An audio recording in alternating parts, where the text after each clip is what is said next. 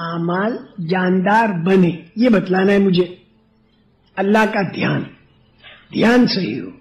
اب یہ اللہ کا دھیان کیسے صحیح ہو؟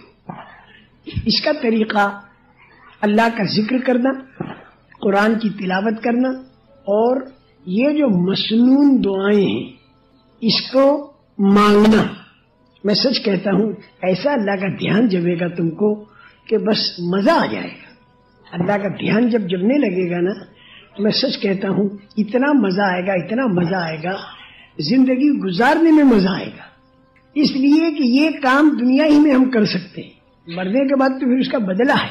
اللہ کا دھیان جمانے کے واسطے چند باتیں یاد رکھو. ایک تو اللہ کا ذکر ہے، خوب دھیان جما کر اللہ کا ذکر کیا جائے. اور ذکر کے اندر یہ 6 تسبیحیں بتائی جاتی ہیں، اس کو معمولی مت سمجھو. یہ 6 تسبیحیں خوب اللہ کا دھیان جما کر کی، سبحان اللہ والحمد للہ ولا الہ الا اللہ واللہ اکبر، ساتھ میں اگر ولا حول ولا قوت الا باللہ العلی العظیم، اللہ کا دھیان جما کر یہ تسبیح پڑھی جائے. اور درود شریف اور استغفار بھی پڑھنے کی ایسی مشق کرو کہ جیسے ایک مجرم معافی مانگ رہا ہے، ایک مجرم معافی مانگ رہا ہے، یہ انداز ہو استغفار کا. خوب جی لگا کر یہ 6 تسبیح اور قرآن پاک کی تلاوت، خوب اللہ کا دھیان جما کر، اور 24 گھنٹے کی جو سنت دعائیں ہیں اس کو مانگنا. ایک تو ہے پڑھنا اور ایک ہے مانگنا. ایک تو ہے پڑھنا اور ایک ہے مانگنا. تو دعا جو ہوتی ہے وہ پڑھنے کی چیز نہیں ہوتی، دعا جو ہوتی ہے وہ مانگنے کی چیز ہوتی ہے. اگر کوئی پڑھے دعا تو بھی اسے ثواب ملے گا، لیکن اصل مانگنا ہے، اللہ سے مانگنا، یعنی مانگنے کی کیفیت ہو. پڑھنے کے اوپر کا درجہ مانگنا. جیسے پڑھنا اور مانگنا میں فرق بتاؤں.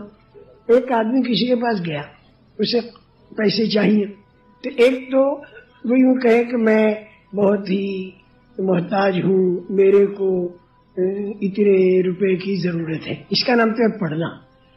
اور ایک ہوتا ہے مانگنا، بھائی مجھے بہت ضرورت ہے، میرے چھوٹے چھوٹے بچے ہیں، لڑکی کی شادی ہونے والی ہے، ذرا میرے کو اتنے روپے دے دو. یہ مانگنا ہے. تو دعا مانگنے کی ترتیب پر ہو. مسنون دعائیں جو ہیں اسے یاد کرو اور مانگنے کی ترتیب.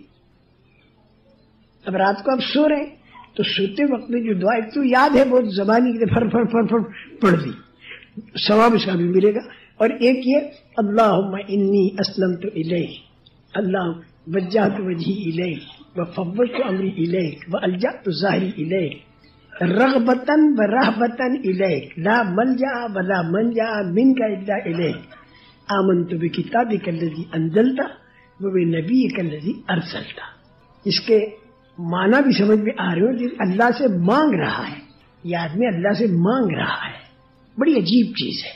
اللہ کے فضل و کرم سے جماعتوں میں پھر کر مسنون دعائیں ہمارے بھائیوں کو اچھی یاد ہو گئی، لیکن مانگنے کی عادت ڈالو. اس میں مانگنے میں ذرا دھیان جمانا پڑے گا. نماز بھی پڑھو تو سورہ فاتحہ جو بولے مانگنے کی نوعیت ہو، مانگنا سے مانگ رہے ہم، اور پھر اللہ پاک اس کا جواب بھی دیتے ہیں. یہ ہمارے پیارے نبی صلی اللہ علیہ وسلم نے بتایا کہ اللہ پاک اس کا جواب بھی دیتے ہیں. ہم کہتے ہیں الحمدللہ رب العالمین، تو اللہ تعالیٰ اس کا جواب دیتے ہیں حمیدنی عبدی، میرے بندے نے میری تعریف کی. پھر ہم کہتے ہیں الرحمن الرحیم، تو اللہ جواب دیتے ہیں اثنا علی عبدی، میرے بندے نے میری ثنا کی. پھر ہم کہتے ہیں مالک یوم الدین، تو اللہ کہتے ہیں مجدنی عبدی، میرے بندے نے میری بزرگی بیان کی. پھر ہم کہتے ہیں ایاک نعبد و ایاک نستعین، تو اس پر اللہ تعالیٰ کہتے ہیں کہ اس میں میری بھی ہے اور تیری بھی ہے. عبادت تو اللہ کی اور مدد بندے کی. اس کے بعد جو اہدنا الصراط المستقیم سے ولا الضالین تک جو ہے، یہ 3 آیتیں تو خالص بندے کے لیے دعا ہے. پہلی 3 آیتیں اللہ کی بزرگی ہے، اور بیچ کے جو ایاک نعبد و ایاک نستعین ہے، یہ کنیکشن ملاتی ہے بندے کا خدا سے. عبادت خدا کی اور مدد بندے کی، یہ کڑی ہے بیچ کی. تو 3.5 آیتوں میں تو خدا کی تعریف، اور 3.5 آیتوں کے اندر بندہ مانگ رہا ہے. تو جب ولا الضالین کہا تو اخیر کے اندر اللہ پاک اس کا جواب دیتے ہیں کہ ھذا لی ولی عبدی ما سأل، یہ میری اور میرے بندے کی، اور میرے بندے کو وہ ملا جو میرے بندے نے مانگا. اب اگر سورہ فاتحہ روزانہ نمازوں کے اندر اس انداز سے پڑھیں کہ ہمارا مولا اس کا جواب دے رہا ہے، ایسا مزہ نماز کے اندر آپ کو آئے گا، ایسا مزہ نماز کے اندر آپ کو آئے گا کہ آپ کو گشتوں میں جانا مجاہدے کے ساتھ ہوگا. نماز میں بڑا مزہ آئے گا نا. اب گشت کا بھی وقت ہو رہا ہے تو گشت میں بھی جانا ہے. اب گشت میں جانا آپ کے لیے مجاہدہ ہوگا کیونکہ اس میں بڑا لطف آ رہا ہے. اس مجاہدے کے اندر بھی ترقی ہوگی انشاءاللہ، اس کے اندر بھی ترقی ہوگی.